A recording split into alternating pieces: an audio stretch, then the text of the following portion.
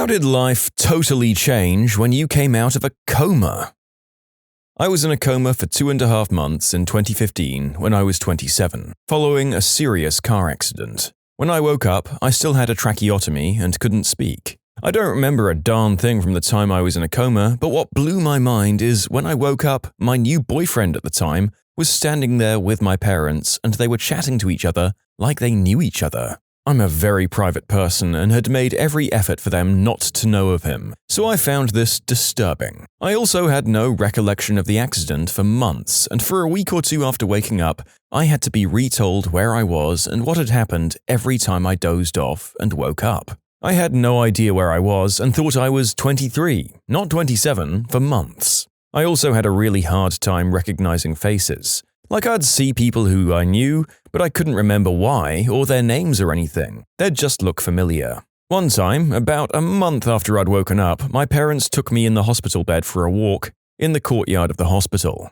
We passed a large mirror in the lobby and I freaked out. I saw my reflection and I knew it was me because I recognized my parents pushing me, but I didn't recognize my own face. There were no injuries to my face or anything, I just didn't recognize myself. I was horrified because I had imagined myself much better looking because I had some pictures of me and my friends in my hospital room. In hindsight, it was probably just that I looked sickly and had no makeup and my hair was crazy. I also had the brain injury stare, which is hard to explain but basically a blank look in the eyes. I'd lost about 50 pounds while in the coma, not a diet I would recommend, because I had extensive bowel and stomach injuries, but oddly my face looked really puffy and fat. I also felt that I looked way younger than I was, and I found my forehead and cheeks were larger than I remembered. It also blew my mind that I'd gone into the coma in late winter, and there was quite a bit of snow on the ground, and when I woke up, it was spring and there was no snow. I had a large window in my hospital room. The news that shocked me the most was the fact that my parents had gone in and packed up my entire apartment. Like I mentioned, I was super private, and the idea that they went in there and boxed up all of my stuff and gave up my lease was hard to grasp. Obviously, it made sense, but I was still troubled by it. When I was a kid, I was messing around in our house that was under construction. I fell through the open floor to the floor below. My brother saw me land on my head and called 911. I woke up the next day watching TV and eating Teddy Grahams in the hospital. Then I don't remember anything until a few days later when I was at home. My parents said I was never unconscious because I was complaining the entire time and I was able to eat and use the restroom on my own, but I don't remember a thing. I'm now colorblind, where I have a hard time seeing green. It comes across as blue, gray, or brown most of the time. Yellow and purple are also hard for me. I didn't actually realize I was colorblind for a few years. I found out that the type that I have can be caused by head injuries. Cripes, I can't believe there are kinds of color that can be screwed up for you if you bonk your head hard enough. The CPUs inside our skulls really just are so intensely complicated. So, I don't know if this counts, because it was only 3 weeks, but I was so shaken when someone put on the TV and it was a newsreel about a festival in a town over. I wasn't even going to go. I just felt so weird because this was still like 3 weeks away in my head, you know? This can't be on TV. Did I just miss 3 whole weeks? Like, holy crap, what the hell happened? I was in a coma? Oh yeah, something bad happened to me. What was it that happened? Explosion? I'm not going to go into the details of the accident, but it was an explosion on the work floor that threw a piece of metal straight towards me. Tried to catch it in my arms and then my face. Didn't catch it. The wall did though, and it had a huge hole in it. Still don't know how I didn't die that day. It destroyed my upper and lower jaw, my arm, pinky, and burned most of my limbs.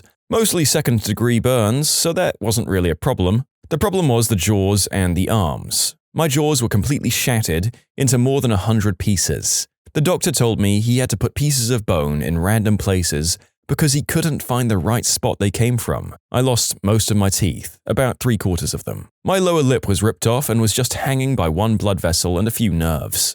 After 10 years, I still don't have all the feeling back, but that's the new normal, so I don't really notice anymore. And the arm was broken on the lower half, both bones snapped like little trees, and one of the bones sticking out of a gaping wound. Fun times.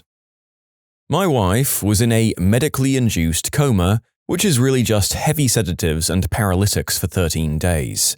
She had complications from a bilateral lung transplant. The hardest part for her was that she had very realistic dreams during where she went home and came back to the hospital. So the first few times they woke her up, reducing the medications to check for neurological function, she was fairly panicked. So I got into the habit of telling her the daytime and location each time they woke her, letting her know that she was safe. It was extra hard on her as she was on a ventilator and restrained, so she couldn't communicate what she wanted to know. Interestingly, we were often able to tell what part of the dream responded to different events of her stay in the ICU. That was in February. She still has to sometimes ask if things she remembers really happened or if they were part of the dreams.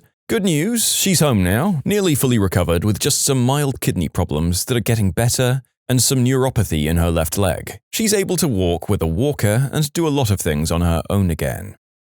So I'm not a coma patient, but when my husband came out of a long period of unconsciousness in the hospice, he thought that the footstool was a dog and kept patting it. We all played along and called it a good boy for the rest of the time there. Oh my god, when my sister ended up in the hospital with an accidental poisoning, it freaked the staff out that she kept thinking random things were animals. She wouldn't drink her water because it had fish in it, or she'd randomly start petting her pillow and calling it a cat. I didn't sweat it though. If her water had fish in it, I'd let them go in the sink and get her a new glass. I brought her a stuffed cat plush to pet. Luckily, she was only like that for 2 weeks and she doesn't remember any of it. Not me, but my niece was in a medically induced coma for 3 weeks after doing crystal and frying her heart. She says that she could remember hearing her mum and dad in the room during a couple of the points, and that her anesthesia was lightened at about 1 week in as an attempt to wake her up.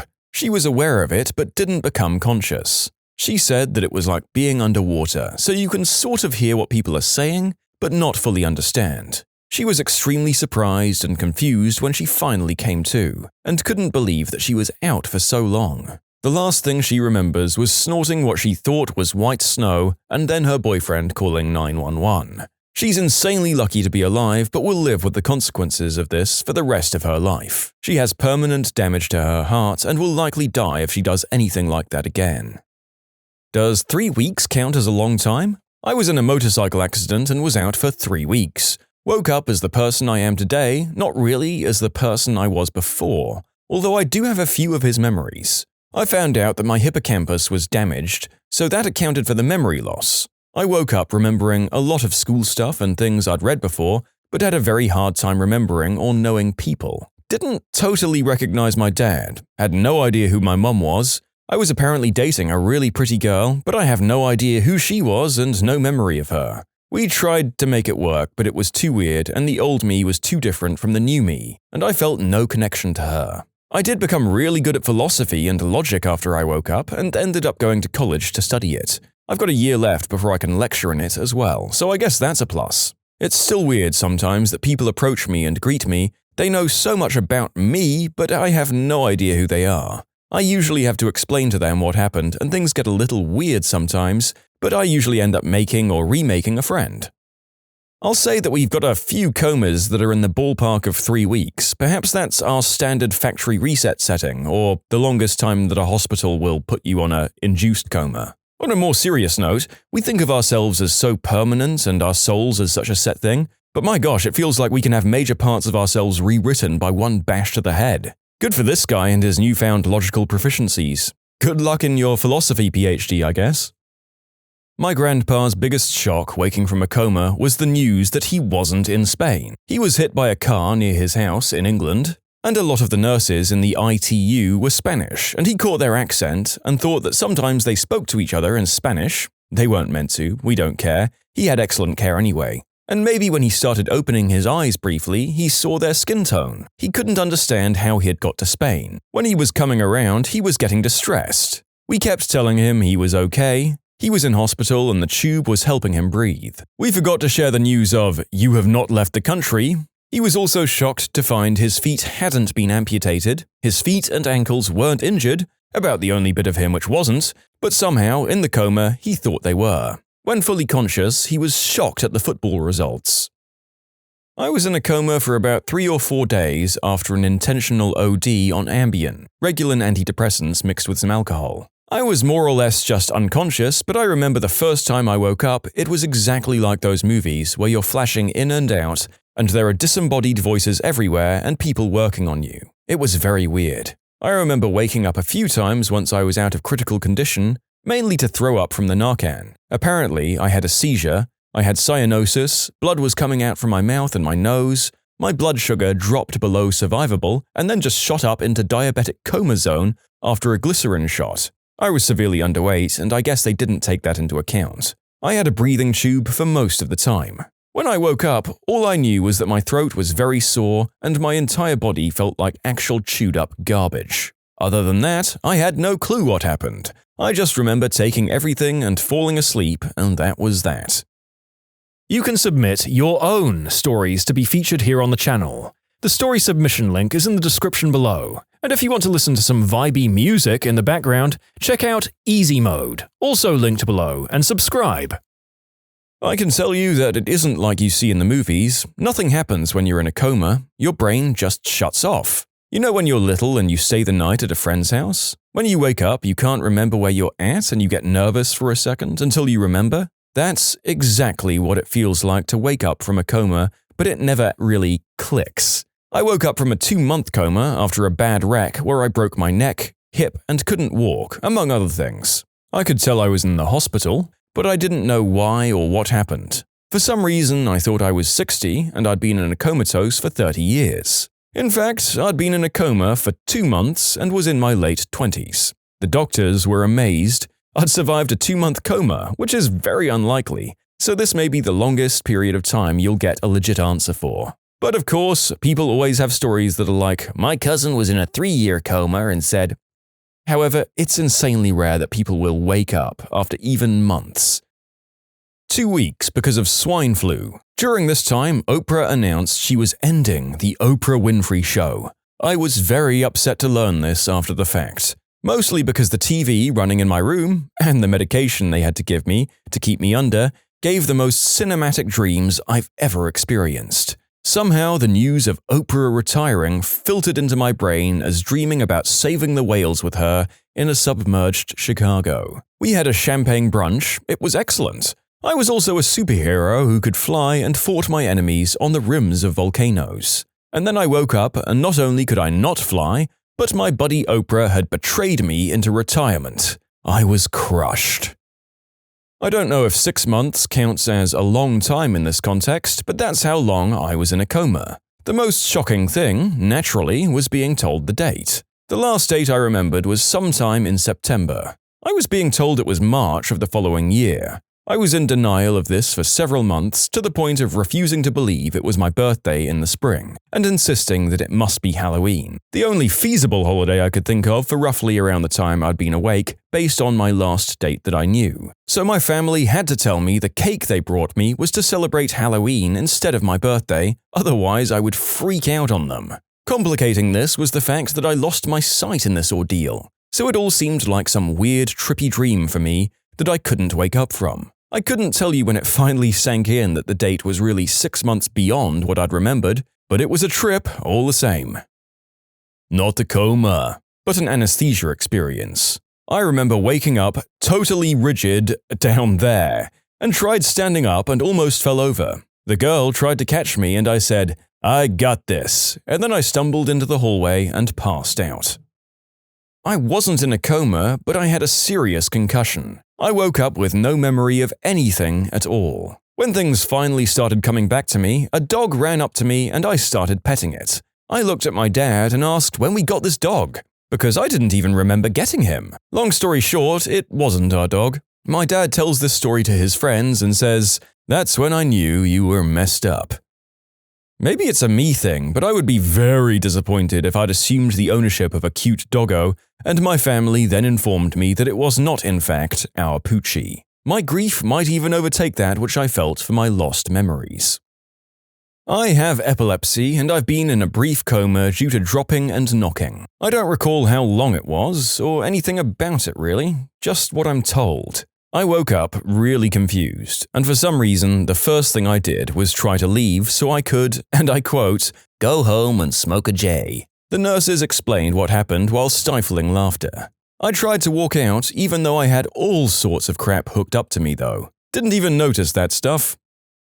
I pulled all-nighters when I was 15 or so, and I decided to see how long I could go while on spring break. I stayed up around 5 days, but the 5th day I crashed, and I don't even know when, and I slept on the couch and woke up feeling kinda groggy, mostly hungry and thirsty. I wasn't surprised though, as all-nighters can do that to you. Just one will. And according to my family, I slept for about 32 hours and got up to pee twice, and I don't remember. After the 24-hour mark, my mum almost took me to the hospital, but she knew what I did, so she left me be. You end up so confused about the time and the day of the week as well. I didn't realize how hungry I was until I ate, and then it hurt like I was starving. I drank a lot of Gatorade to rehydrate after that. Since I'm getting a lot of questions asking about hallucinations or you guys sharing your own stories, and oh my god, are some of those weird. By the end of my all-nighter bender, I was having conversations that didn't actually happen and all sorts of crap just out of sight and auditory, which was hell considering I also have tinnitus and the constant ringing along with all of it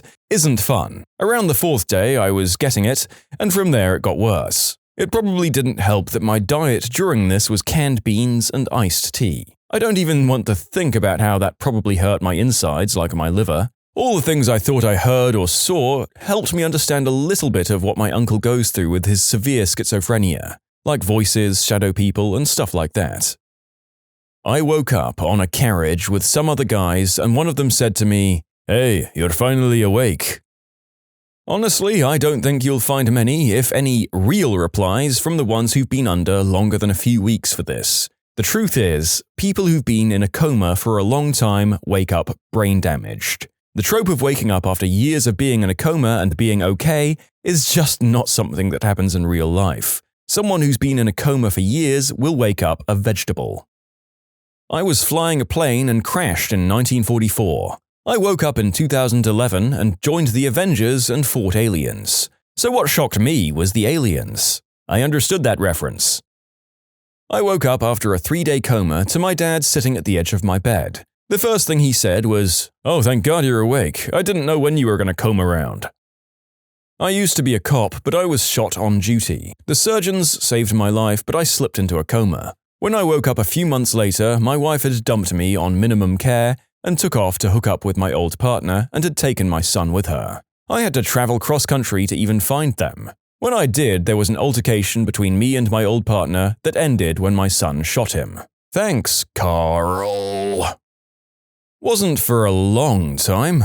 I was overdosed on anesthesia after an ingrown toenail operation. I slept for over 24 hours. Was just gone. But as I first passed out on the way home from the operation, my parents decided to just carry me to my room and let me sleep.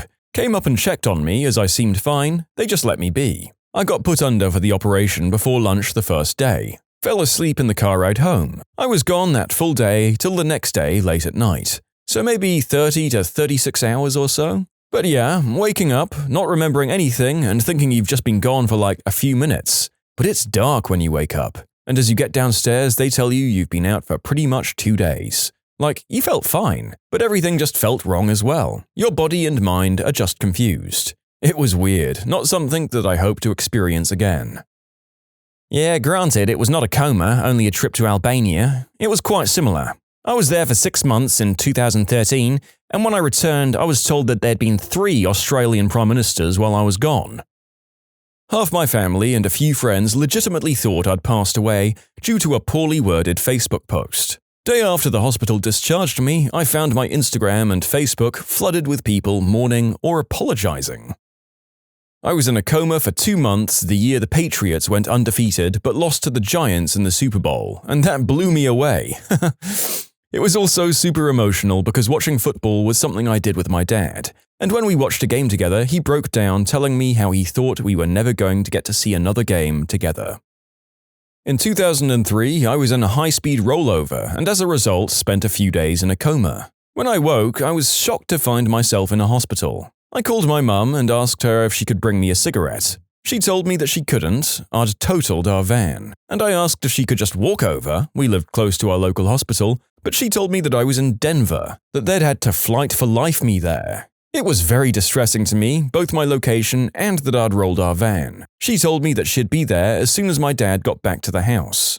Even after talking to my folks and the doctors, it was very hard to process what had happened. To this day, I only have extremely faint memories of looking at the clocks on the dashboard and zero recollection of roughly a week's worth of time preceding it. Literally just a blank spot in my memory that's still very uncomfortable for me. Apparently, I'd actually woken up a day or two earlier than I can remember, had already seen my folks and answered questions from both the doctors and police officers. I can't remember any of that either.